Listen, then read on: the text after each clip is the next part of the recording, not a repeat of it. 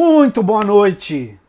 Sejam bem-vindos à edição desta sexta-feira, dia 6 de junho de 2025 do Cidadania S.A., o seu jornal diário com as notícias e os absurdos do Brasil e do mundo. Hoje eu vou começar falando de uma figura importantíssima na nossa história e que alguns acéfalos, bovinos e bovídeos chamam de anão continental. Tem que rir para não chorar, né? Estamos falando do maior presidente que esse país já teve, Luiz Inácio Lula da Silva.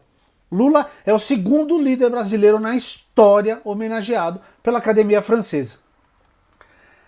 Presidente Lula foi homenageado quinta-feira, ontem, pelos imortais da Academia Francesa. Lula recebeu uma medalha de honra concedida a apenas 19 chefes de Estado ao longo de 400 anos. Entre eles, o imperador Dom Pedro II em 1872. O evento também marcou a inclusão da palavra multilateralismo no dicionário francês. Em francês, né? Obviamente. O termo já ganhou os dicionários do Brasil, mas ainda não figura no dicionário da Academia Francesa. A Academia Brasileira de Letras, a ABL, nasceu do sonho de intelectuais brasileiros de criar nos trópicos um espaço de reflexão e criação semelhante ao da Academia Francesa, disse Lula em seu discurso de agradecimento ao receber a honraria. A ligação entre a ABL e a Academia Francesa é testemunho da comunhão de mentalidade entre dois países que entendem que a palavra, para seguir plena e viva, precisa de instituições que a cultivem, a promovam e a defendam. À frente desse projeto estava um homem extraordinário, Machado de Assis. Neto de escravizados, autodidata, uma das maiores inteligências literárias da modernidade, disse o presidente Lula. Ele falou ainda algumas coisas. O multilateralismo foi decisivo no processo de descolonização, na proibição de armas químicas e biológicas, na afirmação de direitos humanos, na proteção do meio ambiente e na solução de diversos conflitos, lembrou Lula. A Organização das Nações Unidas decretou o dia 6 de dezembro de 2018 como o Dia Internacional de Multilateralismo e da Diplomacia para a Paz, reforçando esse conceito. Aspas para ele: a ação coletiva nos salvou de mergulhar no abismo repetidas vezes. E, infelizmente, estamos nos esquecendo dessas lições. O presidente mencionou a erradicação da varíola, a preservação da camada de ozônio, a conquista de direitos básicos aos trabalhadores e outros avanços atribuídos a ações multilaterais. Tá satisfeito? Tem mais. Lula recebe título de doutor honoris causa em Universidade Herdeira de Maio de 68 na França. O anão diplomático, segundo alguns entendidos. O presidente Luiz Inácio Lula da Silva recebeu nesta sexta-feira, isso foi hoje, o título de doutor honoris causa da Universidade Paris 8 em Saint-Denis, na França. A homenagem da universidade, herdeira dos protestos estudantis e sindicais de maio de 68, ocorre durante a primeira viagem de Estado à França de um presidente brasileiro desde 2012. Obviamente porque o anterior, né, não era bem-vindo em quase lugar nenhum. Aspas para ele. Esta universidade nasceu da esperança e da coragem do povo francês, no calor das ruas de 1968. Construiu-se como resposta às exigências de uma juventude que sonhava com um mundo mais igualitário e um ensino mais acessível, crítico e conectado às realidades sociais. Acolheu estudantes de todas as origens como parte central de seu projeto, lembrou Lula durante o discurso. O presidente também destacou a educação como elemento central de sua trajetória política e como a mais poderosa ferramenta para romper o ciclo da fome e da pobreza. E celebrou sua própria origem como operário metalúrgico que chegou à presidência sem diploma universitário. Lula reforçou ainda o compromisso de seu governo com a ampliação do acesso à educação, mencionando a criação de novas instituições federais de ensino e a aprovação da lei de cotas durante os governos do Partido dos Trabalhadores. Anunciou ainda a criação da primeira universidade indígena do país, prevista para 2026, elaborada em consulta com os povos originários. Nos governos do Partido dos Trabalhadores, consolidamos um modelo de ensino mais aberto e inclusivo, disse o presidente. A essência da democracia é governar para todos. É assegurar participação popular real, com trabalhadores organizados, com juventude crítica e movimentos sociais respeitados, disse o presidente. Ele falou sobre várias coisas. O discurso dele ainda incluiu posicionamentos políticos sobre os conflitos internacionais, como a guerra na Ucrânia e o genocídio do povo palestino em Gaza. Aspas para ele. As universidades e o movimento estudantil seguirão como vozes da resistência intelectual aos horrores cometidos em todas as guerras, declarou o presidente. Ele ainda citou Paulo Freire para concluir que sigamos honrando o legado do mestre brasileiro Paulo Freire e colocando a educação como prática da liberdade, o diálogo como método e a crítica como ferramenta de emancipação. A gente sempre fala aqui, a única maneira de você mudar um país é através da educação. Não é à toa que a extrema-direita ataca tanto a educação. Olha essa, que eu venho falando já tem um tempo. Escolas com diretores afastados por Nunes não são as com piores resultados, apontam um estudo. Matéria da Isabela Palhares, vira e mexe aparece aqui, da Folha Press. Apenas 12 escolas que tiveram os diretores afastados do cargo pela gestão do prefeito Ricardo Nunes do MDB estão entre as 25 com menor desempenho no IDEB, na rede municipal de São Paulo em uma das etapas de ensino. Tá? Em nota, a gestão Nunes defende que seguiu critérios técnicos e transparentes. Segundo a Secretaria Municipal de Educação, foram considerados os dados do IDEB e do IDEP. Este último foi usado no caso de escolas que não tiveram resultado divulgado no indicador nacional por não terem alcançado a participação de 80% dos estudantes nas provas. Cara, escolas com diretores afastados. O estudo da Repu aponta para a arbitrariedade e falta de consistência nos critérios utilizados. Segundo os pesquisadores, a maioria das unidades apresenta resultados próximos ao da média da rede municipal. Tá? Esses dados são de um estudo feito pela rede de pesquisadores Rede Escola Pública e Universidade, a Repu. O trabalho alerta para essa contradição na justificativa da prefeitura para a escolha das unidades. Tá? Não há critérios técnicos que embasem a decisão, segundo esse estudo aqui.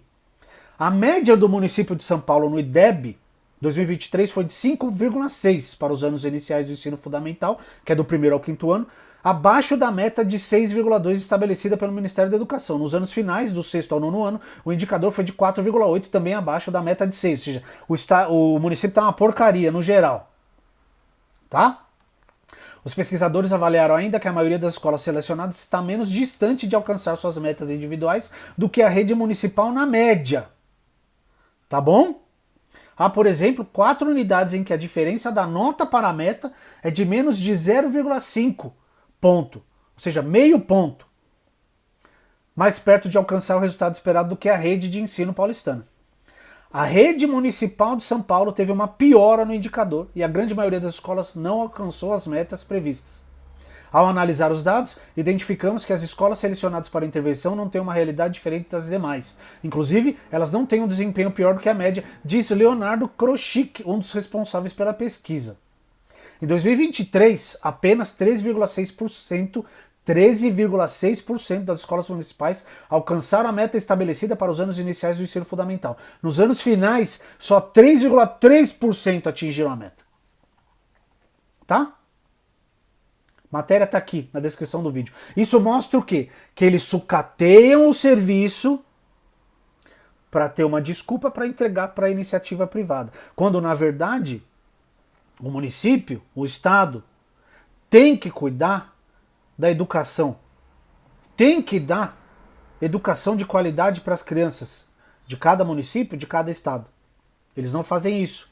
Para quê? Para terem justificativa para privatizar. Hoje eu fiquei sabendo que estão privatizando, estão leiloando até florestas, tá? Eu vou atrás disso aí para trazer para vocês a semana que vem, porque isso aqui é um absurdo. A gente sabe do Tarcísio vendendo fazendas do estado de São Paulo, do estado de São Paulo,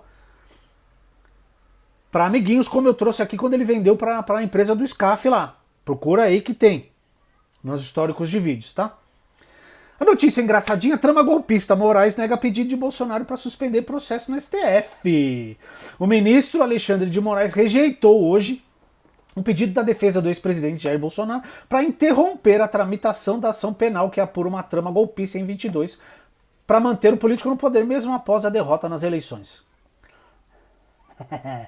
A defesa de Bolsonaro tentava suspender o andamento do caso de duas formas, dizendo que ainda não tinha acessado a íntegra das provas reunidas pela Polícia Federal e pelo Ministério Público na fase de investigação, e alegando que o Jair Bolsonaro e os advogados teriam que ouvir os depoimentos das testemunhas de outros núcleos de acusados, para que pudessem se defender das eventuais acusações feitas contra o ex-presidente nessas falas.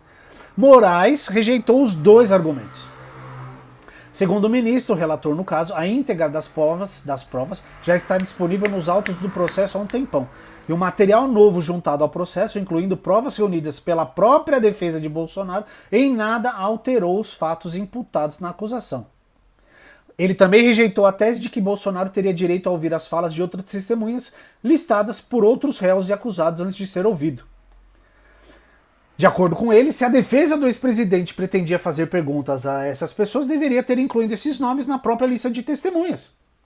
Moraes diz que Bolsonaro poderia ter listado até 40 testemunhas para se defender, mas indicou apenas 15 e em seguida desistiu de 6 delas, ou seja, só levou 9. Aspas aqui, pro que escreveu o Alexandre. O réu se defende dos fatos que lhe sejam imputados pelo Ministério Público na denúncia e não de fatos imputados a outros réus em denúncias diversas. Caso as testemunhas arroladas pelos demais núcleos tivessem sido consideradas importantes para a defesa do réu Jair Bolsonaro, deveriam ter sido arroladas no momento processual adequado. Eu adoro as decisões de Alexandre de Moraes. Lembrem-se sempre disso. Ele é da direita. Ele é assim com Tarcísio de Freitas, tá? Ele não tem nada de esquerdista. Há uma triste aqui, ó. Desmatamento na Amazônia cresce 92% em um ano, enquanto PL da devastação avança no Congresso. E aí tem gente que vem escrever aqui falando que é isso mesmo, que a Amazônia não tem que ser floresta. Se é propriedade privada, tem que poder desmatar e fazer pasto mesmo. O Ministério do Meio Ambiente e Mudança do Clima, o MMA, e o Ministério da Ciência, Tecnologia e Inovação divulgaram nesta sexta-feira os dados de alertas de desmatamento na Amazônia, Cerrado e Pantanal no mês de maio.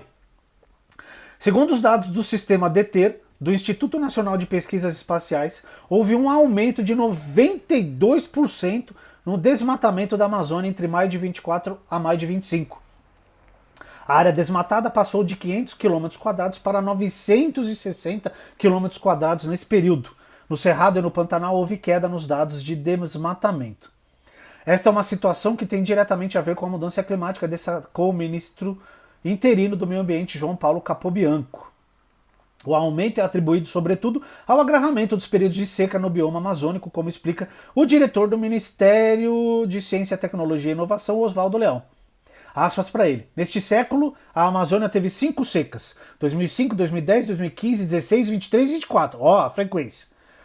E se nós olharmos os dados dos impactos dessas secas, que são públicos, e qualquer um pode olhar isso acessando o Banco de Dados Oficiais de Desastres do Brasil, e particularmente entre o número de pessoas afetadas e o impacto econômico dessa seca na região da Amazônica, nós nos assustamos. Não há dúvida nenhuma que a seca que está impactando a Amazônia é resultado não de um fenômeno natural, é o resultado também das ações antrópicas. Então, qual é na verdade a resiliência que a floresta possui às agressões humanas que nós estamos repetidamente fazendo? Não tem, ela não tem, tá? Então, matéria aqui do Brasil de Fato, muito bem embasada, muito bem explicadinha. Durante a apresentação, tem mais uma aqui, ó. Durante a apresentação dos dados do desmatamento no Brasil, João Paulo Capobianco criticou o PL da devastação. Aspas para ele. Existe um dispositivo no projeto de lei que é extremamente preocupante, que é aquele que retira da análise de impacto dos empreendimentos os impactos indiretos. O sistema de licenciamento brasileiro, a legislação brasileira, prevê que quando o empreendimento é estudado e é apresentado para o licenciamento, seja no órgão federal, seja no órgão estadual, ele deve apresentar não apenas os impactos diretos do empreendimento, afirmou o secretário. Por exemplo, seguiu Capobianco, uma estrada desmata para ser construída, vamos dizer assim. Mas a lei exige que, além disso, se identifique os impactos indiretos, como o possível aumento de incêndios florestais por ocupação irregular e predatória das áreas em que essa estrada permitiu acesso, que não havia antes ou intensificou um acesso que era menor antes dessa obra. O processo de licenciamento ele existe para identificar o impacto, prevenir o impacto, mitigar o impacto em benefício da sociedade. Para isso que existe o licenciamento. Licenciamento não existe para proibir obra. Licenciamento existe para organizar a ação do empreendimento daquela obra para que ela se dê dentro das condições exigidas pela Constituição Federal, destacou o secretário executivo e ministro interino do Ministério do Meio Ambiente. No Cerrado houve queda de 25,7% em relação a 2024, interrompendo um ciclo de alta no desmatamento nesse bioma nos últimos 5 anos. É porque está sumindo, né? Basicamente. A maior redução no desmatamento foi registrada no Pantanal, no bioma Pantanal, que registrou uma queda de 74% entre agosto de 24 e maio de 25, passando de 1.035 km² para 267 km² nesse período. É porque tá acabando tudo, tá? Não fiquem empolgados não, porque tá acabando, tá diminuindo o desmatamento, porque os biomas estão sumindo. Daqui a pouco não vai ter natureza mais, tá bom? Quem curtiu, assistiu até aqui, curtiu, deixa o like aí, se inscreva no canal e envie pros amigos. Vamos aumentar essa rede. Uma boa sexta para vocês, um bom fim de semana. Relaxem, a gente se vê segunda-feira. Um abraço e até lá.